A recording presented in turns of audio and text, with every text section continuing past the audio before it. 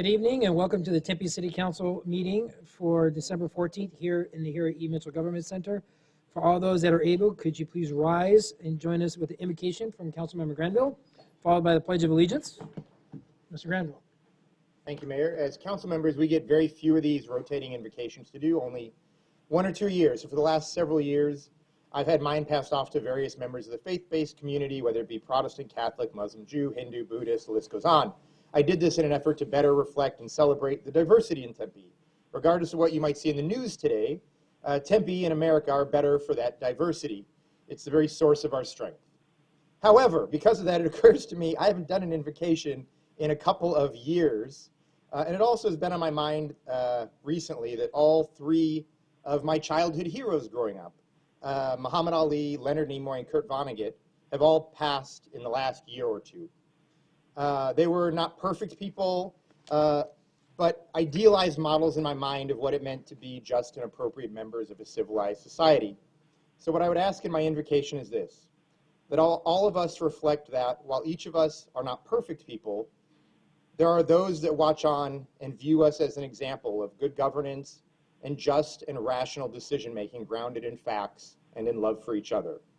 I ask in my invocation that we remember that fact and do our very best through our faults to attempt to live up in our words and our actions to that responsibility of being a model to future generations. Amen. I pledge allegiance to the flag of the United States of America and to the republic for which it stands, one nation, under God, indivisible, with liberty and justice for all.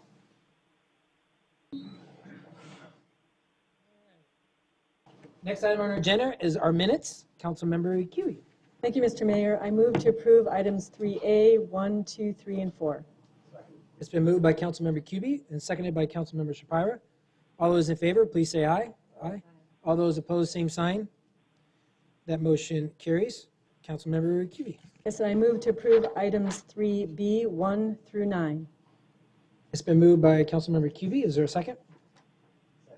Second by Councilmember Keating. All those in favor, please say aye. Aye. All those opposed, same sign. That motion does carry. Next item is the reports and announcements. I only have one announcement, but I'm going to do it from up at the dais, where that the board and commission and committee appointments and reappointments we'll be voting on upon tonight is outlined in item 5A1 on this agenda. Next is our city manager's reports and announcements. Mr. City Manager, do you have any announcements? Thank you, Mr. Mayor, members of council. Asked that we devote a few minutes here during the city manager's reports and announcements to a presentation about the downtown commercial district sidewalks, specifically about the results of and report back on what has occurred since the sidewalk sitting ordinance was passed by this council last year. I'll hand it off to Chief Moyer and a representative from the Downtown Tempe Authority. Thank you, Mr. Ching. Good evening, Mayor Mitchell, our council, and our community. I'm Sylvia Moyer, your police chief. And the city manager asked us to give you a very brief update. So Ronald Stallings and I will do just that. Since the update of the ordinance in April of 2016, we have embarked on addressing behavior and safety concerns related to sidewalk sitting and the obstruction of sidewalks to the free and easy movement of people. We entered into this endeavor to address behavior and really to collaborate with our partners across the City of Tempe team and with DTA with an orientation of service. So Mr. Stallings will give you a brief update and then I'll conclude the piece. Good evening, Mayor, City Council. Just a real quick update on our role, the DTA's role, safety ambassadors that are patrolling the streets on a regular basis. This ordinance we go through, and the first thing we do when we find somebody in violation of this is offer assistance to see if they need any assistance. You know, during the summertime, a lot of times it's medical assistance or something like that, or social services. The next thing we do is we educate them that there is a city ordinance in place and that they are in violation of that. And most of them don't even realize that is in place until we give them that information. And then we also provide alternatives to where they can sit, where they can rest, the benches, parks, common areas, things of that sort that are alternatives to sitting on the sidewalk. So as you know, as our council knows and as our community knows, the police department and DTA are great partners in the efforts of safety and service in the downtown area. So for us, with the police department, most people, when approached by a police officer, willingly comply. We educate them in the same manner that DTA staff does. The enforcement since the update has resulted in 3 criminal and 5 civil citations. So as a thinking piece around that, most citations are civil. The only time it would convert to a criminal citation is a repeat offense within a 12-month period. And under that criminal code, only 3 people have been arrested and or cited and released under the criminal side of that code since April of 2016.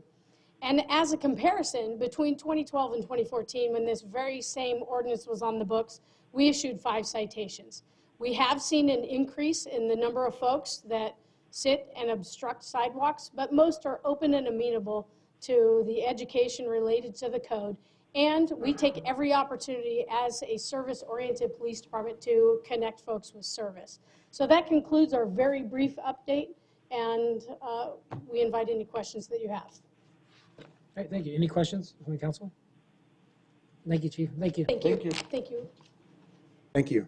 And one last announcement, Mr. Mayor, I wanted to welcome our newest member of the Public Works Management Team, Deputy Public Works Director Holly Rosenthal, sitting there next to Tony. Comes to us from Syracuse, New York. She held several positions, executive level positions in the water industry, also a registered landscape architect and a huge adopter of sustainability. All right. So I think she'll fit right in here, except we don't have as much cold weather as Syracuse, New York, but I'm sure that's a relief. So she'll be the Deputy Public Works Director for the Water Utilities Division, and we welcome her. Great, thank you. Thank you and welcome. With that, next item on our agenda is our consent agenda. All the items listed on the consent agenda will be considered as a group and will be enacted with one motion by the City Council. Unless an item is removed for separate consideration, members of the public may remove public hearing items for separate consideration. Public hearing items are designated by an asterisk. Council members may remove any item for separate consideration. If you wish to speak on a public hearing item, could you please fill out a speaker's card, which can be found in the back of the room. A public hearing item is marked with an asterisk.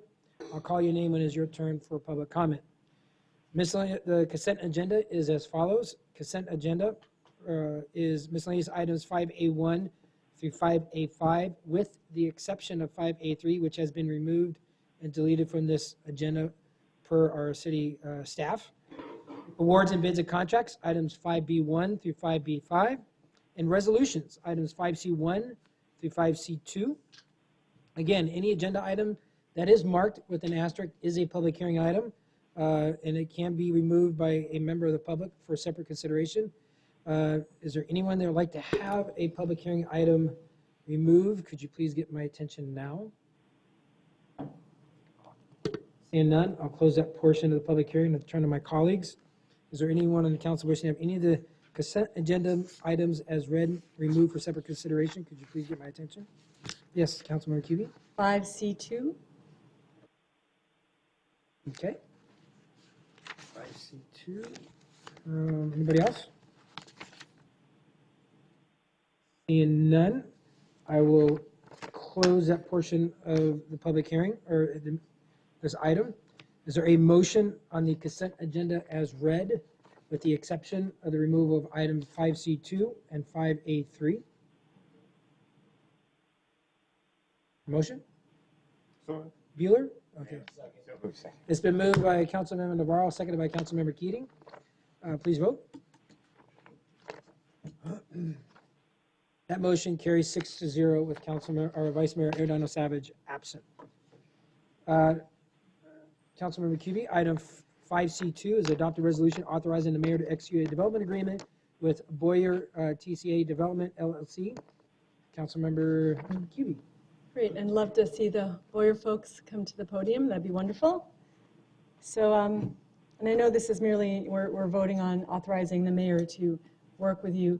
And we had some productive conversations and back and forth discussions. And the discussion I had, we spoke about adding some language to section 28, the non-discrimination / apprenticeships.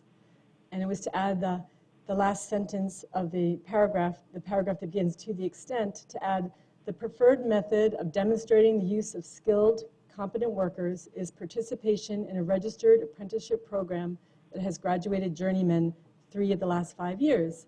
So at the time, you agreed. I realize we don't need to put this into the vote tonight, but just wanted to bring you up and ask you if that is still okay language for you.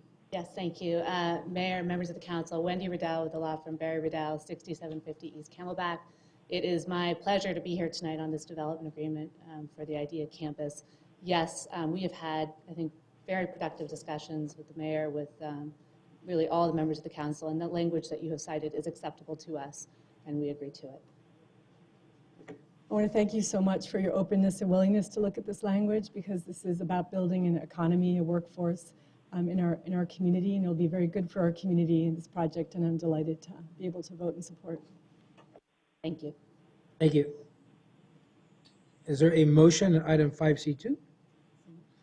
It's been moved by Councilmember Cubey, seconded by Councilmember Shapira. Please vote. I'm sorry, Mayor and Council, I just want clarification. Is it to vote on the item as presented in the packet or as amended? I'm sorry. It's amended, isn't it? Okay. It's my already been apologies. amended. Okay. Revised. right. Is that correct? It's already been amended. We've had a Thank you, Mayor. revision. It Members came of sent council, out. that is correct. The item can go as Mayor, is. just a quick question for Judy. So the language that Councilmember Cubey just read is in the packet? It is in the packet. The resolution that's in front of you has the agreement in substantially final form as in the city clerk's office, and that agreement has already been amended to reflect this language. Right. It's been moved and seconded. Please vote. That motion carries 6-0 with Vice Mayor Ordinance Savage absent.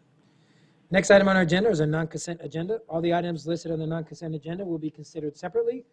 Agenda items scheduled for introduction and first public hearing will be heard but will not be voted upon at this meeting. Agenda items scheduled for second public hearing and final adoption will be voted upon tonight. The first section of the non-consent agenda is miscellaneous items, bids, contracts, and resolutions. Item 6A1 is to approve a 2-year contract renewal with National Meter and Automation Incorporated for the purchase of 1.5-inch through 10-inch lead-free water meters, 5/8 of an inch through and 10 inches meter registers, and replacement parts. This is not a public hearing item. Is there any comments or discussion from the council on item 6A1? If there's none, I'll look for a motion on item 6A1. Moved by Councilman Navarro. Is there a second? Seconded by Councilmember Granville. Please vote. That motion carries 6-0 with Vice Mayor Arredondo absent. Item 6A2 is approve a utilization of a 1-year City of Glendale contract with Badger Meter Incorporated for the purchase of 5/8-inch through 1-inch lead-free residential water meters and replacement parts. Is there any comments or discussion or a motion on item 6A2?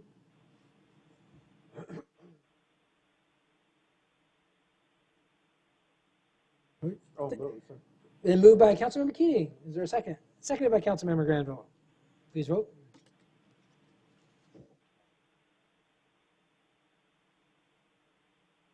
That motion carries 6-0 with Vice Mayor Hernando Savage absent. Next item is 6A3 is to approve a 90-day contract extension with Waste Management for the disposal of residential and commercial refuse and dewatered sludge to be used by the Public Works Department. Is there any comments or discussion or a motion on item 6A3? Moved by Councilmember Keating, seconded by Councilmember Granville. Please vote. That motion carries 6-0.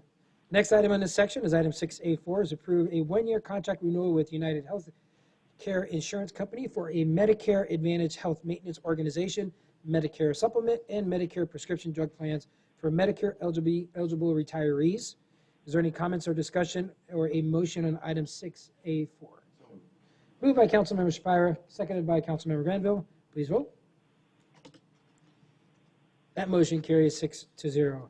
Item 6A5 is to approve a one-year contract with G4S Secure Solutions and Truly Every Assignment Matters, LLC, to provide armed and unarmed security officers and services for various city departments. Is there any comments or discussion on item 6A5 or a motion on item 6A5? Moved by Councilmember Keating, seconded by Councilmember Shapira. Please vote. That motion carries 6-0. Item 6A6 is to approve an increase in the contract amount with Southwest Slurry Seal Incorporated for their pavement and preservation and maintenance work on city streets and parking lots. Is there any comments or discussion on item 6A6 or a motion on item 6A6? Moved by Councilmember Granville. Is there a second? Seconded by Councilmember Navarro. Please vote. That motion carries 6-0. The last item under this section is 6A7 to approve a one-year contract extension with Builders Guild Incorporated, Caliente Construction Incorporated, and Foresight Design and Construction Incorporated to perform on-call general contracting services. Is there any comments or discussion or a motion on item 6A7? Moved by Councilmember Granville. Is there a second? Seconded by Councilmember Keating. Please vote. That motion passes 6-0. The next section of the non-consent agenda is ordinances and items for introduction and first hearing. These items will be read and introduced tonight, but no votes will be taken. Second hearing on these votes for these items are scheduled for January 18th, 2018. Ordinances and items for introduction and first hearing. Item 6B1 is to introduce and hold the first public hearing to adopt an ordinance amending Chapter 22, Article 1, Tempe City Code by amending Section 22-4 relating to obstructing, interfering with the use of public ways. The second and final public hearing is scheduled for January 18th, 2018. This is a public hearing item. Is there anyone in the audience wishing to address us on this item? Could you please get my attention? Seeing none, I'll close that portion. Any comments or discussion on item 6B1 from the council? Seeing none. Next item is item 6B2, is to introduce and hold the first public hearing to adopt an ordinance amending Chapter 22, Articles 1, Tempe City Code by amending Section 22-6 relating to hindering, interfering with police. The second and final public hearing is scheduled for January 18th, 2018. This is a public hearing item. Is there anyone in the audience wishing to address us on this item? Could you please get my attention? Seeing none, I'll close that portion. Any comments or discussion from the council? Seeing none. Item 6B3 to introduce and hold a first public hearing to adopt an ordinance amending Chapter 22, Article 1, the Tempe City Code by amending Section 22-12 relating to failure to provide information. The second and final public hearing is scheduled for January 18th, 2018. This is a public hearing. Is there anyone in the audience wishing to address us under item 6B3? Could you please get my attention? Seeing none, look to my council colleagues. None. Item 6B4 is to introduce and hold a first public hearing to adopt an ordinance amending Chapter 23, Article 4 of Tempe City Code relating to urban camping by amending Sections 23-90 and 23-91. The second and final public hearing is scheduled for January 18th, 2018. This is a public hearing item. Is there anyone in the audience wishing to address us under item 6B4? Could you please get my attention? Seeing none, I'll close that portion. The next agenda item scheduled for second public hearing and final adoption will be considered now. These items were read and introduced on November 30th, 2017, and votes will be taken tonight.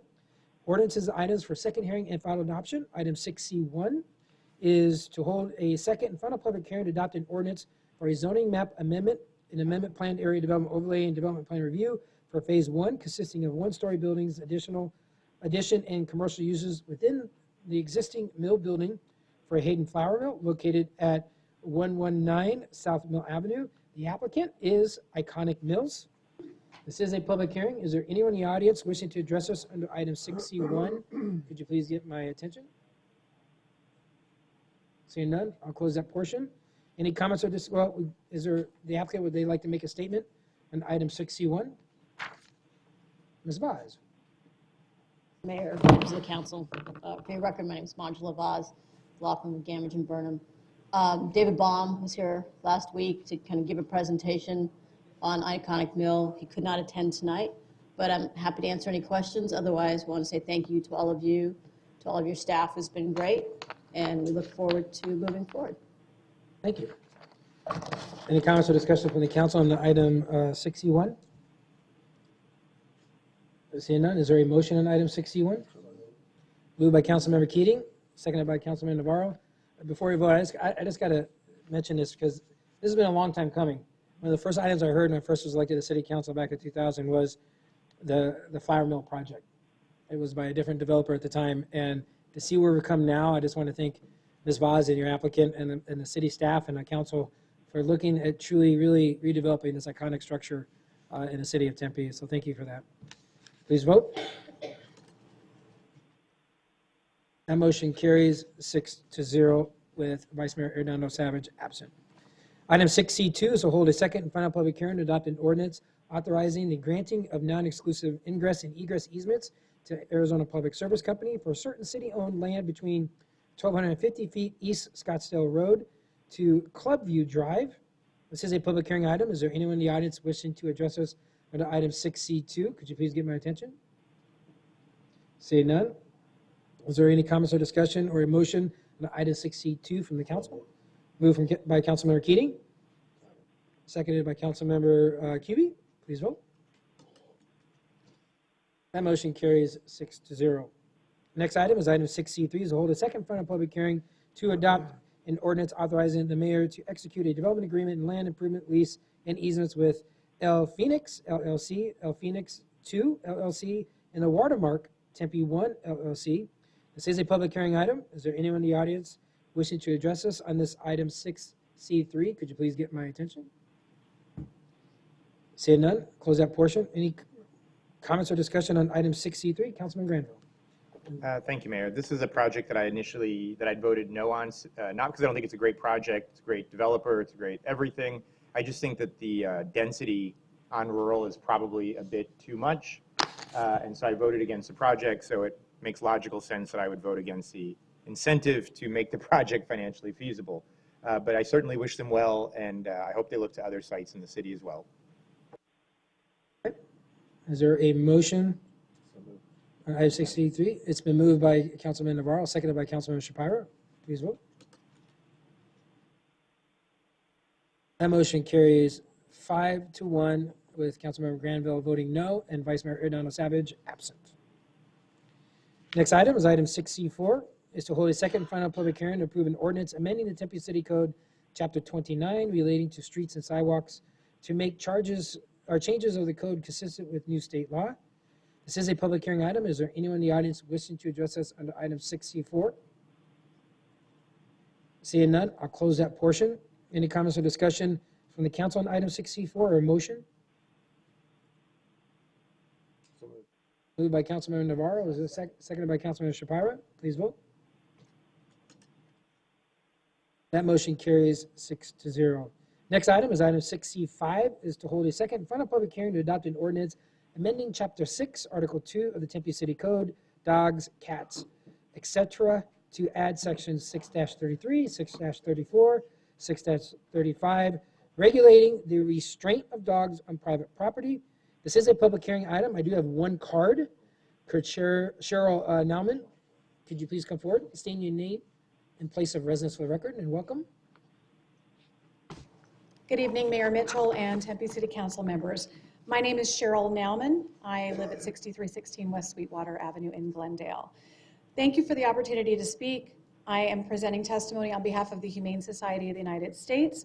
I'm also the former president and CEO of the Arizona Humane Society and the current owner of Second Home Pet Resort.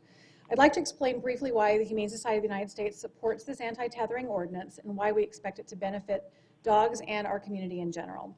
As soon as a dog is put on a tether, his or her risk of physical harm increases significantly. Without supervision, a tether can become entangled around objects and even the dog's legs.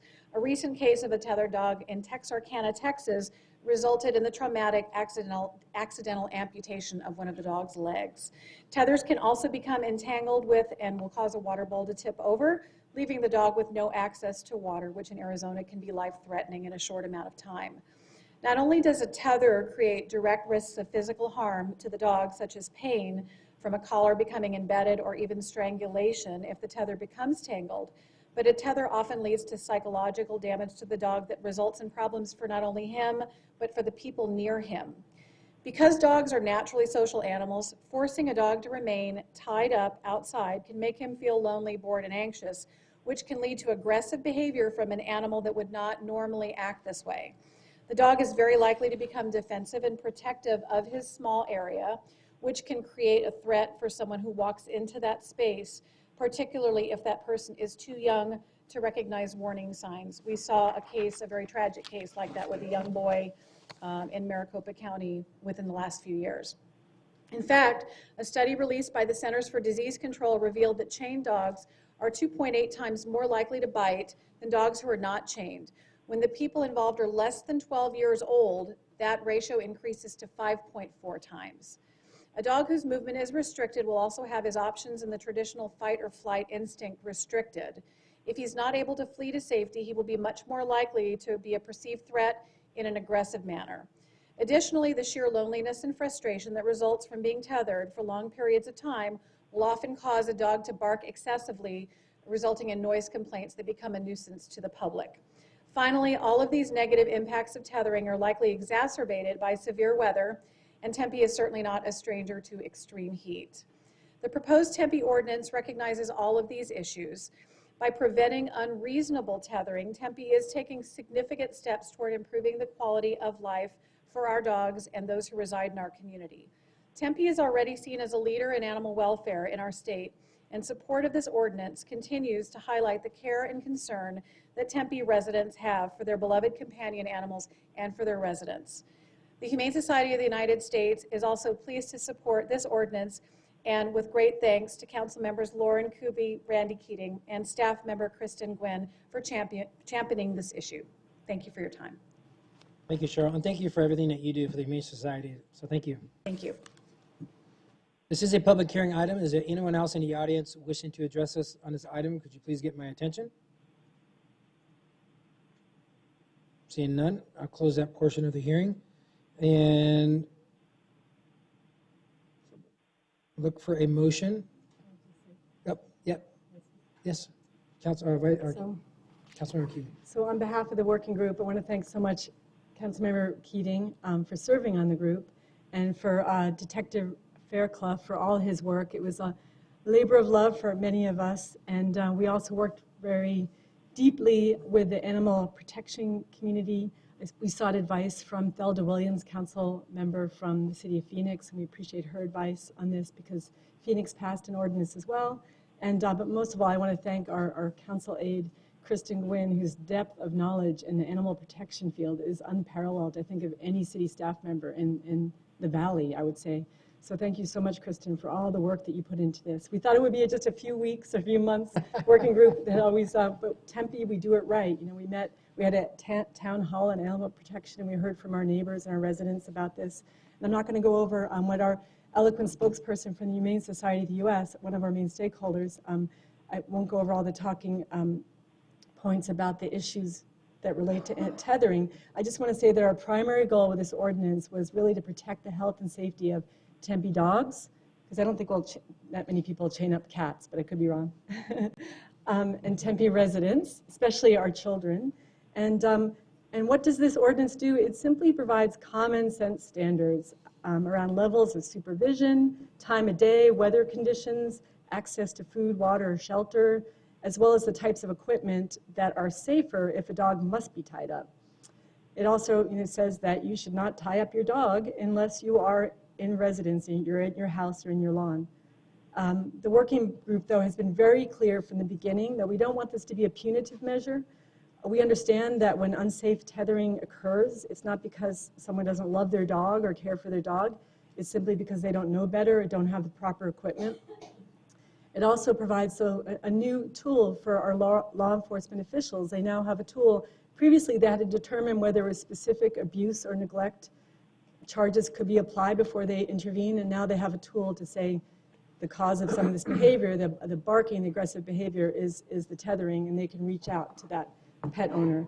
So and that's why we're focused with our City of Tempe prosecutors, should this ordinance pass tonight, to develop an effective diversion program that links pet owners with education, outreach opportunities that assist dog owners, and an alternative, finding an alternative that works for them, their family, their neighbors, and their neighborhood. So with that, I will be voting yes on this initiative. Thank you. Thank you. Mr. Keating, you want to say anything? All right, with that, is there a motion on item 6C5? It's been moved by Councilmember Navarro, seconded by Councilmember Keating. Please vote.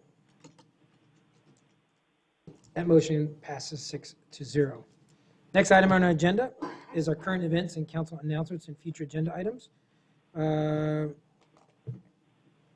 will look towards Councilmember Spire. Thank you, Mayor. Really, I just want to take this opportunity to wish my fellow members of the tribe a happy Hanukkah, Chag Sameach, and great to be with you all this third night of Hanukkah, and I hope that everyone else enjoys their observance of the holiday season. Councilman Granville. Enjoy the time with your family. Councilman Navarro. Thank you, Mayor. Yeah, happy holidays, all that good stuff. Have to also give recognition to, because I won't be back here until next year, my New Mexico State Aggies actually made a bowl game. 57 years it took. So, Did you go when you played? No, I couldn't believe it either. That 1 in 10 record. So, no, not my line, the other linebacker.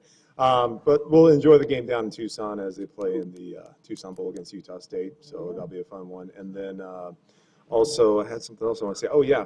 I'll be doing a coffee talk. It's not up yet, but I'll have a coffee talk in January 27th. And it's going to be specifically on a lot on Rule and Warner. And just really kind of engaging the public on what ideas could go in a dirt property that has been sitting vacant for so long, and it's such a strategic corner. So I'm going to have a conversation on that and just kind of get an idea of what the feel is, and hopefully something can be done. Thank you. Thank you. Councilmember Cubey. You said it all. Happy holidays. Councilmember Keating. I just want to say happy holidays to everybody watching at home, everybody in the audience, and of course to our staff. And I also want to say, how about those Sun Devils? What about that? #1 in the nation, Sun Devil basketball, huh? Looking forward to City of Tempe night this year. Yes, Councilman Just Keating. how about those Eagles? I was kidding. I want to, first, there's a couple of things. One, I want to mention to Ms. Rosenthal, welcome again to the City of Tempe. I had the pleasure of sitting next to Mayor Minor from your old residence up in National League of Cities for a Sustainability Summit. It was very enlightening to sit with her for about 3 days. So, and welcome to Arizona. I think the weather's a little cooler. I agree with Councilmember Keating and the rest of the council. Congratulations to Coach Bobby Hurley and the great success, Mr. Ching, that ASU Sun Devil basketball team is having at this time. And hopefully as we get into the tournament season. Anyways, and then also, I really want to give a shout out to our city staff, the DTA, for the amazing Tempe Fantasy of Lights boat parade. For those that have not been there, it truly is. We're the only city that I know that has a boat parade, and actually we have 2. The Lakes community has a boat parade they just had or is coming up this Saturday. But more importantly, the Fantasy of Boats Light Parade. So thanks again to Kate and the team at the DTA. And then also, I don't know if you guys saw some of the pictures. It's really kind of exciting to see. I mean, the Christmas Story boat with the lamp, and then the winter's coming, and then you had. I mean, there's so many ones. One that specifically said Tempe Rocks, so that was kind of cool. That was not my boat.